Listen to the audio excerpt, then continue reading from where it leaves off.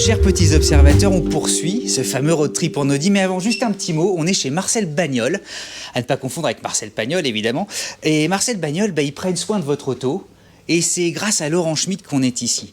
On est ici pour un événement, et je pèse mes mots, on a 2 monuments Audi avec nous aujourd'hui. Regardez-moi ça. Une A8 grise, voilà. C'est par elle qu'a tout commencé en fait. Tout a commencé dans le haut de gamme Audi. Et puis à côté, on a un deuxième monument. On a une Audi S6 Plus.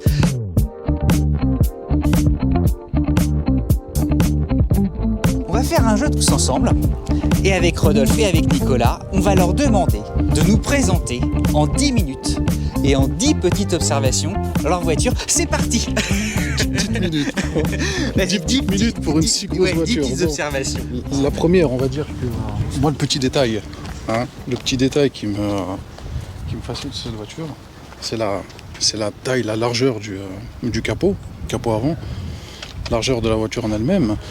Et le petit truc qui fait que elle est un peu différente, c'est les 2 rétros qui sont pas identiques. C'est vrai, bien sûr. Donc deuxième petite observation, bien sûr. Assez, ouais, viens avec moi. Le rétro gauche en fait. Le rétro droit. Le rétro droit, pardon, excuse-moi. Le rétro droit est plus petit que le gauche. Et moi, l'avantage, c'est que j'ai un box pour la ranger. Et si l'encadrement ne passe pas, je touche la carrosserie. Donc le repère, c'est... Ça t'alerte, ouais, ça m'alerte. C'est quoi Audi? Mais c'est quoi ton Audi? T'as une S6 Plus, oui. Rarissime, Oui. presque aussi rare qu'une RS2. Les connaisseurs comprendront. Oui, 952 exemplaires. Exactement, oui. Je te laisse la parole en 10 petites observations. Alors, débrouille-toi. Petit détail sympa. Déjà sa couleur. Parce qu'à l'époque, elle était vendue initialement neuve, soit en bleu Nogaro, soit le rouge Misano. Et on pouvait éventuellement avoir en option une couleur noire ou grise, pour ceux qui le souhaitaient. Donc là, l'ancien propriétaire, donc le premier propriétaire, a eu le bon goût de bien la choisir, je dirais. Ensuite, on a le logo à l'arrière, arrière et avant, qui en fait représente les mêmes couleurs que le logo de l'Audi RS2. C'est-à-dire qu'on est sur la couleur bleue et rouge. Et sauf qu'à l'époque, Audi n'avait pas la possibilité de récupérer cette signalétique RS, comme sur la RS2, parce qu'ayant fait cette voiture seule sans Porsche avait refusé la possibilité à ce que Audi remette le logo RS. Donc ils ont mis S6 Plus pour la différencier de la gamme et la mettre au-dessus du panier. Bon, elle est toute à lu. Il y a un détail qui nous a complètement séduit. C'est ça, c'est la fameuse signature Space Frame en bas. C'est incroyablement moderne, alors que ça a aujourd'hui plus de 20 ans. C'est le logo. J'ai l'impression que c'est Iron Man qui l'a signé. Ouais, châssis en aluminium avec des panneaux en aluminium. Donc il me semble qu'elle fait 200. Je crois que le châssis à nu il fait 240 et quelques kilos. Ce qui est rien. Et la masse totale aujourd'hui, c'est quoi? 1680, je crois. Un peu moins de 1700. Donc pour une voiture qui fait 5 mètres de long, c'est pas si lourd. Et alors, que ça. c'est un palace roulant. On a l'aileron qui est spécifique au modèle S6 Plus avec le 3e feu intégré. Le 3e feu stop était seulement pour le S6 Plus. Et puis alors les feux stop, ça commençait en Europe à l'époque. Milieu 90. Donc ça, cette série.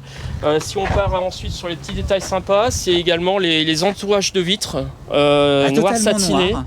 Et également les barres de toit satinées noires qui sont également strictement vendus de cette manière-là sur le S6 Plus, puisque le S4, la S6 version traditionnelle avait les entourages chromés. Alors vas-y, justement, qu'est-ce qui te plaît à l'intérieur? C'est tellement fascinant, les boiseries. C'est les sièges. Moi, c'est les sièges. Les fauteuils. C'est même plus des sièges, c'est les fauteuils. C'est vrai qu'on est vachement bien. Et alors, il y a des surpiqûres partout. Voilà, il y a des plis. Renaud, en voyant ta voiture, a dit mais il a la patine qu'il faut dans ces voitures de cette époque. Alors on a le carbone, qui est du vrai carbone. Déjà? Ah oui, tout à fait monsieur. Du carbone sur toutes les portes, à l'avant, à l'arrière, sur le tableau de bord. On a également les fonds de compteur qui étaient personnalisables. Ça veut dire que quand on achetait un S6 Plus, on pouvait soit avoir les fonds de compteur bleus, blancs ou gris. Ouais, j'en reviens pas Et on a également le petit logo donc, de la malle arrière et de la calandre qui est ici sur le volant et sur le fond de compteur. Donc en fait, tout est assez porté sur l'aspect plutôt sportif, je dirais, du produit. J'ai rien changé. Et attends, les boiseries, t'as vu comment c'est nickel. Je comprends qu'à l'époque, on leur a dit que la finition, c'était canon, quoi. Le petit truc que j'aime, c'est quand j'allume l'autoradio, il y a l'antenne qui sort à l'arrière. Hein. Ah, il y a l'antenne qui sort à l'arrière. Attends. Voilà. Non, mais à l'époque, Ça, on a oublié, mais... C'est terminé aujourd'hui. Non mais attends, il y a 20 ans, c'était aussi impressionnant que l'écran d'une Tesla aujourd'hui, tellement c'était bien fait. Alors, de 0 à 100, les perfs étaient de 5 secondes 6, c'est mémoire est bonne. Le millimètre de départ était de 25 secondes. Et t'avais pour combien une puissance 326 chevaux, quattro permanent, 50% à l'avant, 50% à l'arrière de la puissance. Un avion de chasse permanente. à l'époque. C'était un vrai avion de chasse, ouais. Et compteur immatriculé jusqu'à 300 km/h. Là, le pied, là, faut passer à l'arrière pour le voir. Ouais, vas-y, mais dis-nous, ça va tout en aller. métal, là. Ah ouais, c'est vrai que c'est très beau. C'est une jolie pièce, ouais. Cette pièce métallique, là. Faut le voir quand on est à l'arrière, mais je trouve ça magnifique. C'est très très beau. Ouais. Je vais me mettre ici pour qu'on puisse l'observer. Puis alors, c'est drôle parce que l'accoudoir, il est en 2 parties. Ouais, t'as 2 pièces. T'as 2 pièces. Voilà, si toi t'en as marre, tu peux te relever et t'embêtes pas le passager qui le garde. Il y a un truc super sympa dans le coffre, c'est ici. Le rail, c'est vachement on a beau. une petite cachette pour ranger les objets précieux ou qu'il faut pas. Voilà. Ouais, à l'époque totalement inhabituel. Donc ça, aujourd'hui, c'est courant, super sympa, ouais. c'est pratique et puis c'est assez innovant pour l'époque. Attends, On a également rail. le filet de séparation qui était uniquement vendu en série sur le S6 Plus. On termine. Moi, c'est le passage de porte ici. C'est le passage de porte. Ah ouais. C'est l'épaisseur là C'est vrai, ouais. Toute l'épaisseur du passage de porte qui fait qu'on se sent en sécurité dedans.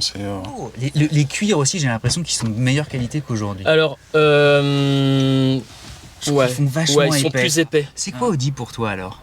Audi, c'est pour moi, c'est la marque, on va dire premium des voitures de standing, voitures de prestige, on va dire. Et c'est une. Mais ce qui m'a toujours plu chez Audi, c'est qu'ils avaient par rapport à BMW et Mercedes, ils avaient une philosophie différente et ils voulaient vraiment se démarquer dans les années 80 et 90. Et ils étaient outsiders surtout, Ouais. on l'a oublié. Il y avait un côté un peu Tesla moi, d'aujourd'hui. j'aime ce côté-là. J'aime ce côté et le quattro, le 5 cylindres, parce que les 5 cylindres, on n'en trouvait pas chez BMW ou chez Mercedes, on trouvait que du 6 ou du V8 éventuellement, ou parfois du V12, ou du 4 cylindres. Mais le 5 cylindres, c'est quand même Audi qui l'a développé et qui l'a vraiment popularisé, si on peut dire. Et puis en plus, on a ce quattro, les 4 roues motrices qui étaient vachement... C'était intéressant pour l'époque. Et il y avait un côté C'était très sécuritaire aussi. Oui, chez puis eux. il y avait ce côté technologique et un petit peu, je dirais, ça faisait déjà voiture d'amateur. Et ça me plaisait. Ça consomme beaucoup ou pas? T'es à quoi, 10 litres? Ouais, je l'ai fait les 10 litres. Elle les boit les 10 litres. Ouais. Non mais Julien, c'est nickel. Faut pas parler consommation. Hein, J'ai l'impression, là, c'est pas. il va tomber à la renverse. Ça fait sinon. beaucoup moins de 20 litres. C'est pas un épisode pour moi. Et elle a le V8 rouge. Alors oui, 4,2. le S6 Plus avait l'inscription rouge sur le V8. Alors que la S6 normale avait blanc. J'ai Ouais, révisé. exactement.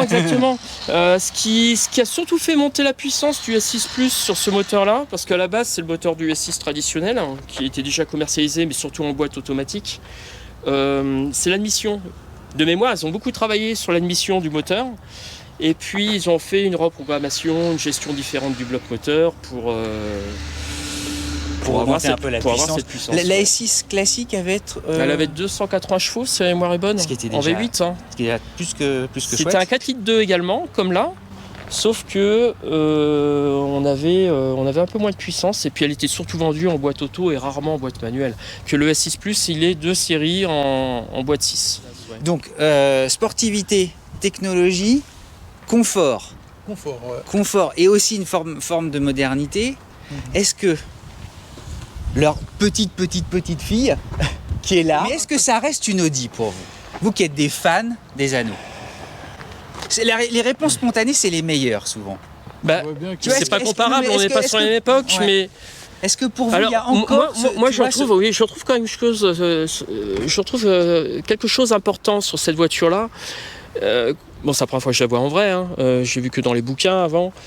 Je trouve qu'elle est très innovante sur la. On sent qu'il y a de la technologie derrière quand on voit la coupe, sa silhouette. On a vraiment le sentiment qu'il y a un fort travail mais pas seulement, mais aussi de réflexion. de réflexion et de technologie. À mon avis, à l'intérieur, c'est un avion de chasse au niveau du tableau de bord. Je pense qu'il y a des boutons partout. Ouais. Donc quelque part, c'est vrai que l'esprit d'Audi est encore là, dans le sens où on peut se rapprocher de cette voiture-là à la technologie ancienne que Audi proposait déjà à l'époque. Mais les voitures électriques, est-ce que derrière la marque va vraiment s'y retrouver? Enfin, je sais pas. Moi, j'adhère pas à ce concept de voiture Ouais, électrique. l'électricité, c'est sceptique. Moi, j'y adhère pas. J'y crois pas. On fait croire aux gens qu'ils vont être plus écolos, entre guillemets, acheter une voiture électrique, mais derrière, on leur dit pas toute la pollution qui est créée pour justement construire ce genre de voiture. Moi, franchement, ça me laisse un peu sceptique. Donc, et on risque d'en parler dans 20 ou 30 ans, à se dire ah ben non, on a fait peut-être des erreurs, à faire tout de l'électrique, parce que forcément on va y partir à tout va. Nicolas, Audi ou pas Audi? Plus. Presque plus. Il reste plus grand-chose de... Ah ouais, tu trouves qu'il reste plus grand-chose? Et tu saurais dire pourquoi? Moi, c'est toutes ces arêtes qui me... Tu C'est joli, hein. m'as fait waouh avant. Ouais, c'est- Quand Non, on en a parlé ensemble, elle te donne envie C'est un une peu. super voiture, c'est magnifique. Mais la petite signature Audi, si à l'avant, quand À même. l'avant, Il y a- alors quoi alors? Allez, et puis on va tous monter dedans. Si, à l'avant. Bon après, c'est pas On a les comparable anneaux, avec les ça nôtres. va. Hein. On a les anneaux encore, Didier. On a encore dit les anneaux, Rodolphe. ça va. On la reconnaît. Il y a encore le Vous êtes sigle. durs, hein, les mecs. Moi, je suis. Non, Ouais. honnêtement, c'est une belle auto. Bon, moi, je trouve que c'est une belle auto. Technologiquement, pour moi, c'est une Audi dans le sens où on sait très bien que le credo d'Audi, c'est l'avance par la technologie. On est d'accord, hein. Ouais, c'est Ah, on est leur d'accord. signature. Donc là, on ouais. s'y retrouve. Hein. Par contre, en termes de ligne, je rejoins un peu quand même Nicolas. Parce que là, c'est plus un fossé, c'est un ravin quoi, entre les précédents modèles et celui-ci. Donc, est-ce que vraiment, oui, c'est vrai qu'on ne retrouve pas vraiment de suite logique sur. Les ailes arrière me font encore penser quand même un petit peu à l'ancienne Quattro des années 80 qui court en rallye. Parce que les ailes sont extrêmement larges. Et ou alors à la RS5 également. On avait également ça sur la RS5 il y a quelques années. On regarde à l'intérieur et puis vous me donnez aussi votre impression? On est bien assis, hein. C'est ferme. Hein. Waouh.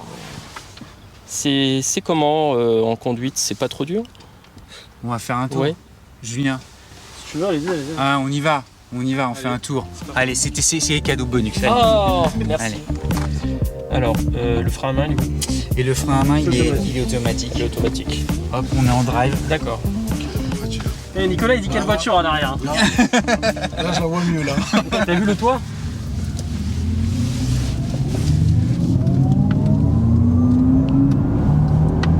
On est à fond là.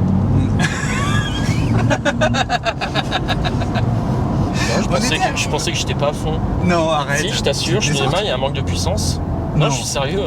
Enfin, par rapport à moi. Je trouve pas que c'est précis. C'est très précis. Le châssis est bien. Elle est bien plantée au sol. On sent qu'il y a une bonne répartition des masses.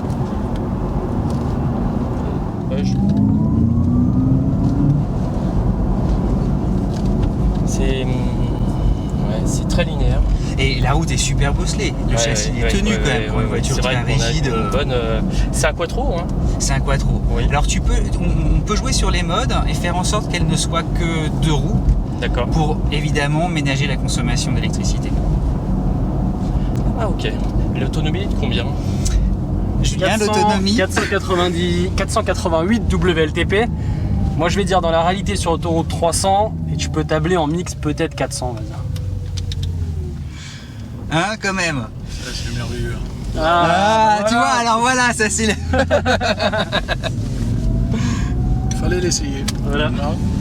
Moi, honnêtement, je vais être plus partagé. C'est une belle auto, c'est certain, mais si j'avais les finances, j'achète pas. Mais pourquoi C'est trop aseptisé. À ce point-là, vraiment? Ouais, je trouve. Bah, honnêtement, quand j'accélère, j'ai l'impression d'avoir encore. Je me suis dit, je suis pas à fond, c'est pas vrai. Mais bon, ça fait de nombreuses années que je roule en voiture de sport et Ouais, je trouve qu'elle est un peu. Je dis pas qu'elle roule pas vite, je dis seulement qu'elle est. Je la voyais plus nerveuse pour une électrique en fait. Pour une voiture électrique. Julien, on est à 4,1 de 0 à 100 sur celle-ci. 4,1 de 0 à 100. Ah oui, ouais. Quasiment 480 chevaux. Ouais. Et pendant 2 secondes 5, tu peux avoir un boost, Un overboost, pour arriver à 530 chevaux. Ah, c'est une auto efficace, c'est certain. La puissance passe bien au sol, il y a aucun. Le châssis est bien tenu. Tu te gares où tu voudras. Oui. En tout cas, la prise en main est rapide. Ça, c'est appréciable. Ça te Ouais, Stop. Ouais, stop. Ça te réconcilie quand même un peu avec l'électrique ou pas? Non. Donc je disais merci à tout le monde, merci Rodolphe. Merci pour votre accueil. Merci Nicolas. Ça m'a fait Avec plaisir plaisir. de vous voir en vrai. Avec plaisir. Abonnez-vous si ça n'est pas fait, c'est important. Et puis, allez, petit scoop, on se retrouve en 2022. On a évoqué le Fenard Rassemblement POA. Nicolas était venu justement au premier rassemblement en 2019. Il y en aura un. Il y en aura en 2022. Donc un grand moment, on est heureux, très heureux, en prévision de vous rejoindre tous. À très bientôt évidemment.